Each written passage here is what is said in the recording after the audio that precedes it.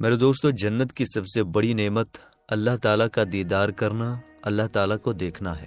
اس بارے میں حضرت صہیب بن سنان رضی اللہ تعالیٰ عنہ روایت کرتے ہیں کہ حضور پاک صلی اللہ تعالیٰ علیہ وآلہ وسلم نے فرمایا، جب جنت والے جنت میں اور جہنم والے جہنم میں چلے جائیں گے تو ایک اعلان کرنے والا پکارے گا، اے جنت والو، بے شک اللہ تعالیٰ نے تم سے جو وعدہ کیا تھا اسے اب پورا کرنا چاہتا ہے۔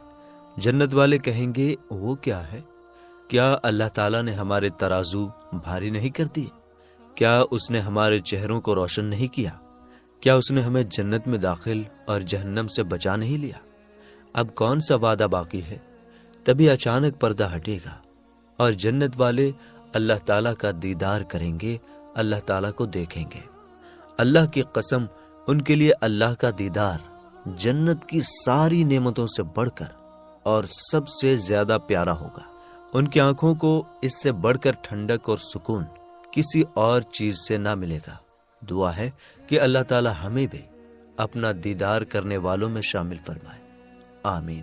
میرے دوستو، ہمیں چاہیے کہ اپنے آپ کو ان گناہوں سے بچائیں جو اللہ تعالیٰ کے دیدار سے محروم کر سکتے ہیں۔ یہ جاننا ضروری ہے کہ وہ کون سے گناہ انسان کو اس نعمت سے دور کر سکتے ہیں۔ اس کے لیے ہمیں عالموں سے پوچھنا چاہیے۔ میرے دوستو، اللہ تعالیٰ نے جنت کو اپنے نیک بندوں کے لیے بنایا ہے۔ اس بڑی اور خوبصورت جگہ کو ہماری سوچ بھی پوری طرح سمجھ نہیں سکتی۔ حضرت مغیرہ بن شعبہ رضی اللہ تعالی عنہ سے روایت ہے کہ ہمارے پیارے نبی صلی اللہ تعالی علیہ وآلہ وسلم نے فرمایا، حضرت موسیٰ علیہ السلام نے اللہ تعالیٰ سے پوچھا، جنت میں سب سے نیچے درجے کا جنتی کیسا ہوگا؟ اللہ تعالیٰ نے فرمایا، یہ وہ شخص ہوگا جو جنت والوں کے بعد جنت میں آئے گا۔ اس سے کہا جائے گا، جنت میں جاؤ۔ وہ کہے گا، اے میرے رب، میں کیسے جاؤں؟ سب نے اپنی جگہ اور انعام لے لیے ہیں، میرے لیے کیا بچا ہے؟ اللہ تعالیٰ اس سے فرمائے گا، کیا تجھے یہ پسند ہے کہ دنیا کے سب سے بڑے بادشاہ کی بادشاہت جتنی نعمتیں تجھے عطا کر دوں؟ وہ کہے گا، اے رب، میں اس سے راضی ہوں۔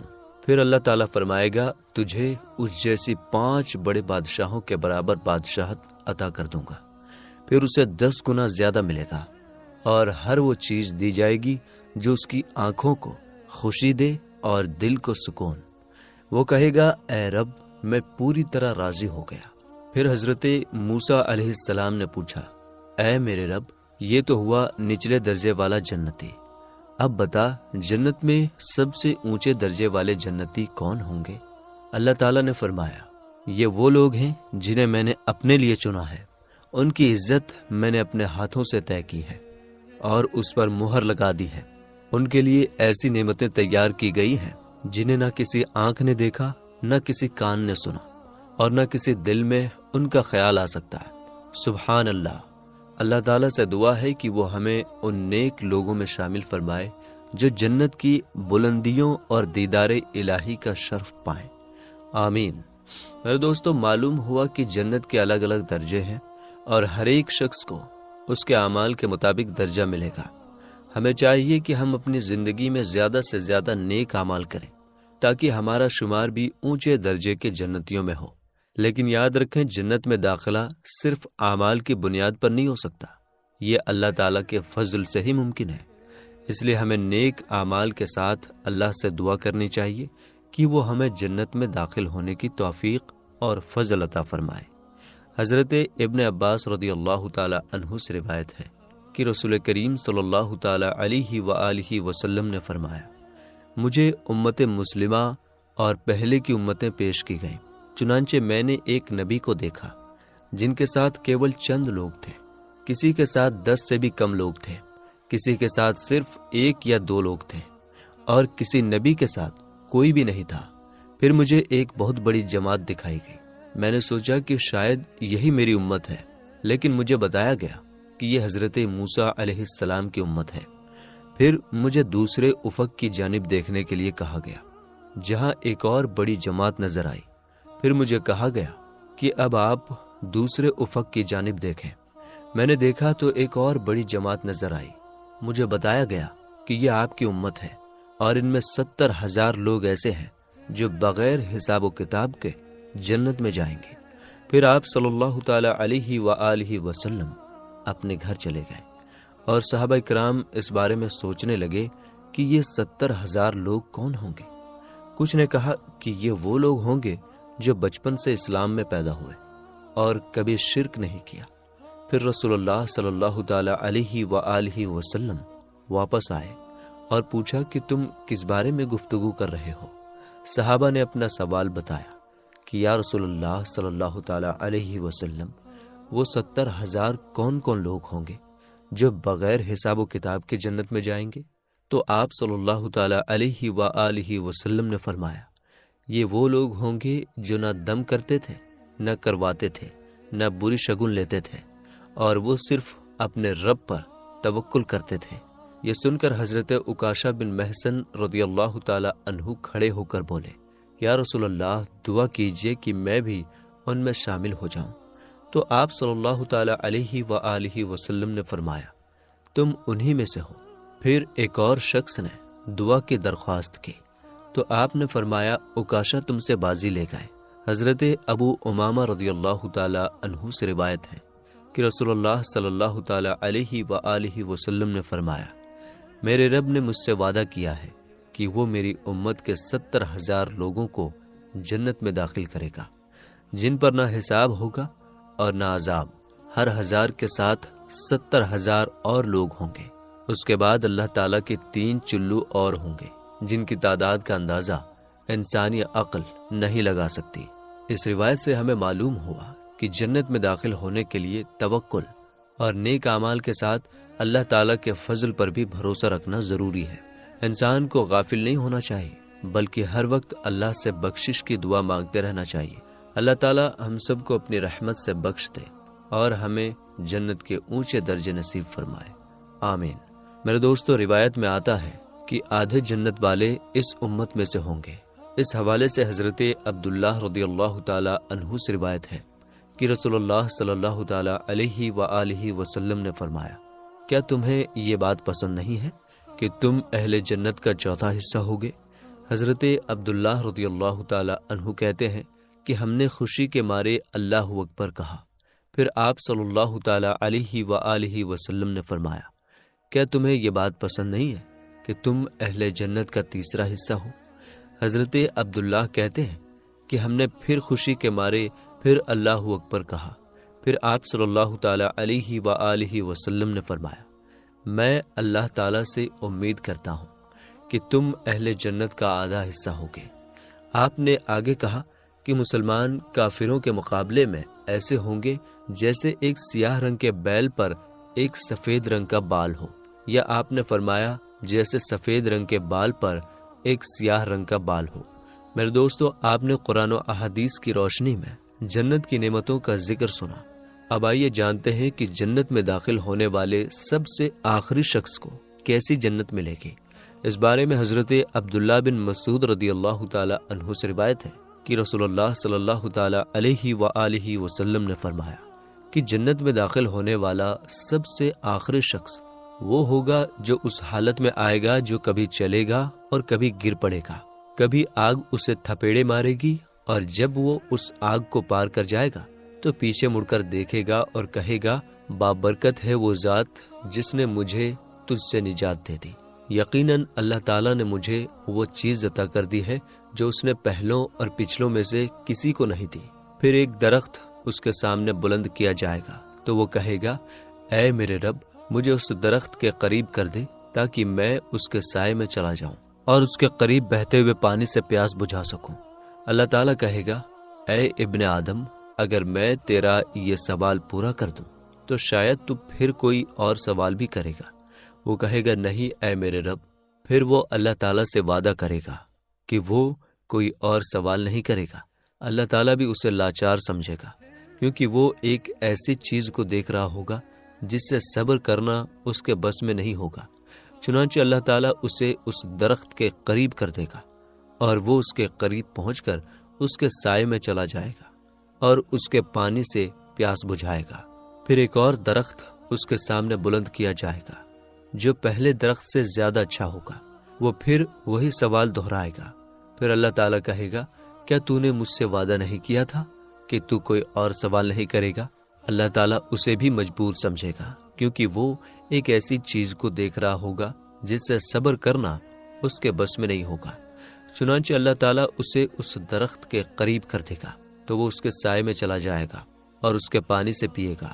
پھر ایک اور درخت جنت کے دروازے کے قریب اس کے سامنے بلند کیا جائے گا، جو پہلے دونوں درختوں سے زیادہ اچھا ہوگا۔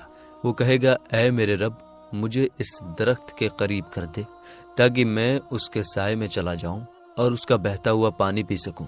اس کے بعد تجھ سے کوئی اور سوال نہیں کروں گا۔ اللہ تعالیٰ کہے گا، اے ابن آدم، کیا تو نے مجھ سے وعدہ نہیں کیا تھا کہ تو کوئی اور سوال نہیں کرے گا؟ وہ کہے گا، کیوں نہیں اے میرے رب، بس یہی سوال پورا کر دے، اس کے بعد کوئی اور سوال نہیں کروں گا۔ اللہ تعالیٰ اسے بھی مجبور اور لاچار سمجھے گا، کیونکہ وہ ایک ایسی چیز کو دیکھ رہا ہوگا جس سے صبر کرنا اس کے بس میں نہیں ہوگا۔ چنانچہ وہ اسے اس درخت کے قریب کر دے گا اور وہ اس کے قریب پہنچ کر جنت والوں کی آوازیں سنے گا۔ وہ کہے گا، اے میرے رب، مجھے اس میں داخل کر دے۔ اللہ تعالیٰ کہے گا، اے ابن آدم، کون سی چیز تجھے راضی کرے گی اور تیرے اور میرے درمیان سوالات کا سلسلہ کب ختم ہوگا؟ کیا تو اس بات پر راضی ہو جائے گا کہ میں تجھے دنیا اور اس جیسی ایک اور دنیا دے دوں؟ وہ کہے گا، اے میرے رب، کیا تو مجھ سے مذاق کرتا ہے جبکہ تو رب العالمین ہے۔ یہاں تک حدیث بیان کر کے حضرت ابن مسعود رضی اللہ تعالی عنہ ہنس پڑے اور کہا، کیا تم مجھ سے پوچھتے نہیں کہ میں کیوں ہنس رہا ہوں؟ لوگوں نے پوچھا، آپ کیوں ہنس رہے ہیں؟ تو انہوں نے کہا، میں اس لیے ہنس رہا ہوں کہ رسول اللہ صلی اللہ تعالی علیہ وآلہ وسلم بھی اس حدیث کو بیان کرتے ہوئے مسکرا رہے تھے۔ صحابہ کرام رضی اللہ تعالی عنہم نے ان سے پوچھا کہ آپ کیوں ہنس رہے ہیں؟ آپ صلی اللہ تعالی علیہ وآلہ وسلم نے فرمایا، میں اس لیے مسکرا رہا ہوں کہ اللہ تعالیٰ بھی اس آدمی کی بات سن کر ہنس پڑے گا۔ اللہ تعالیٰ پھر کہے گا، میں تجھ سے ہرگز مذاق نہیں کر رہا، بلکہ میں جو چاہوں کر سکتا ہوں اور میں ہر چیز پر قادر ہوں۔ میرے دوستو، یہ اللہ تعالیٰ کی شان ہے کہ آخری جنتی کو اللہ تعالیٰ دنیا سے 2 گنا یا پھر ایک روایت کے مطابق دنیا سے 10 گنا بڑی جنت عطا فرمائے گا۔ اسی حوالے سے حضرت عبداللہ بن مسعود رضی اللہ تعالی عنہ کی ایک روایت میں آتا ہے کہ رسول اللہ صلی اللہ تعالی علیہ وآلہ وسلم نے فرمایا، میں اس شخص کے بارے میں جانتا ہوں جو سب سے آخر میں جہنم سے نکلے گا اور سب سے آخر میں جنت میں جائے گا۔ وہ شخص ہاتھوں اور گھٹنوں کے بل چلتے ہوئے جہنم سے نکلے گا۔ اللہ تعالیٰ اس سے فرمائے گا، جاؤ جنت میں داخل ہو جاؤ۔ چنانچہ وہ شخص جنت کی طرف آئے گا، لیکن اس کے دل میں خیال آئے گا کہ جنت تو پوری طرح بھری ہوئی ہے، اس لیے وہ واپس لوٹے گا اور کہے گا، اے میرے رب، میں نے جنت کو بھرا ہوا پایا ہے۔ اللہ تعالیٰ اسے دوبارہ فرمائے گا، جاؤ جنت میں چلے جاؤ، لیکن اس کے دل میں پھر سے یہ خیال آئے گا کہ جنت بھری ہوئی ہے، تو وہ واپس لوٹ کر پھر وہی کہے گا۔ اس پر اللہ تعالیٰ اسے فرمائے گا، جاؤ جنت میں چلے جاؤ، میں نے تمہیں پوری دنیا جتنی بلکہ اس سے 10 گنا بڑی جگہ عطا کی۔ یہ سن کر وہ شخص کہے گا، اے اللہ، کیا تو مجھ سے مذاق کرتا ہے؟ حالانکہ تو بادشاہ ہے۔ حضرت عبداللہ بن مسعود رضی اللہ تعالی عنہ کہتے ہیں کہ رسول اللہ صلی اللہ تعالی علیہ وآلہ وسلم نے یہ روایت بیان فرمائی تو آپ اتنے ہنسے کہ آپ کے دانت مبارک نظر آنے لگے۔ میرے دوستو، یہ ہیں اللہ تعالیٰ کی انعامات جو اس نے اپنے نیک بندوں کے لیے رکھی ہیں۔ جب اللہ تعالیٰ آخری جنتی کو اتنی بڑی جنت عطا کرے گا تو سوچئے باقی جنتی جن میں انبیاء، شہداء، صدیقین اور صالحین ہوں گے، ان کی جنتیں کتنی بڑی اور شاندار ہوں گی۔ میرے دوستو، یاد رکھیں کہ جنت کی نعمتوں کا خیال کرنا بھی ناممکن ہے، جیسا کہ رسول اللہ صلی اللہ تعالی علیہ وآلہ وسلم نے فرمایا کہ اللہ تعالیٰ فرماتا ہے، میں نے اپنے نیک بندوں کے لیے ایسی نعمتیں تیار کی ہیں جن کو نہ کسی آنکھ نے دیکھا ہے، نہ کسی کان نے سنا ہے، اور نہ کسی انسان کے دل میں ان کا تصور بھی پیدا ہوا۔ جنت میں ہمیشہ کی زندگی ہوگی، وہاں کبھی موت نہیں آئے گی، جیسے کہ حضرت ابو سعید اور حضرت ابو ہریرہ رضی اللہ تعالی عنہما بیان کرتے ہیں کہ رسول اللہ صلی اللہ تعالی علیہ وآلہ وسلم نے فرمایا، جب جنت والے جنت میں چلے جائیں گے تو ایک اعلان کرنے والا پکار کر کہے گا، تم ہمیشہ زندہ رہو گے، کبھی نہیں مرو گے، ہمیشہ صحت مند رہو گے، کبھی بیمار نہیں ہوگے، ہمیشہ جوان رہو گے، کبھی بوڑھے نہیں ہوگے، اور ہمیشہ خوشحال رہو گے، کبھی تکلیف میں نہیں آؤ گے۔ میرے دوستو، جنت کا یہ ایمان افروز واقعہ تو آپ نے سنا۔ اب سوال یہ ہے کہ اس عظیم الشان جنت اور اس کی نعمتوں تک پہنچنے کا راستہ کون سا ہے، اور ہم کیسے وہاں تک پہنچ سکتے ہیں، اور وہ کون خوش نصیب لوگ ہوں گے جو جنت میں داخل ہوں گے۔ تو آئیے ہم آپ کو اس راستے کے بارے میں بتاتے ہیں جس پر چلتے ہوئے انشاءاللہ ہم بھی ایک دن جنت تک پہنچ سکتے ہیں۔ یاد رکھیں، جنت کا راستہ بہت آسان اور بے حد روشن ہے۔ قرآن مجید میں اللہ تعالیٰ نے اور حدیث مبارکہ میں ہمارے پیارے نبی صلی اللہ تعالیٰ علیہ وآلہ وسلم نے جنت تک پہنچانے والے راستے کو واضح طور پر بیان کیا ہے۔ کچھ قرآنی آیات اور حدیث نبوی پر غور کریں جن میں جنت کا راستہ بتایا گیا ہے۔ اللہ تعالیٰ فرماتا ہے، یہ ہے وہ جنت جس کا وارث ہم اپنے بندوں میں سے اسے بناتے ہیں جو متقی یعنی پرہیزگار ہو۔ اسی طرح فرمایا، جنت پرہیزگاروں کے لیے بہت قریب کر دی جائے گی، ذرا بھی دور نہ ہوگی۔ اور کہا گیا، یہ وہ جنت ہے جس کا تم سے وعدہ کیا گیا تھا، ہر اس شخص کے لیے جو اللہ تعالیٰ کی طرف رجوع کرنے والا اور اس کے حکم کا پابند ہو۔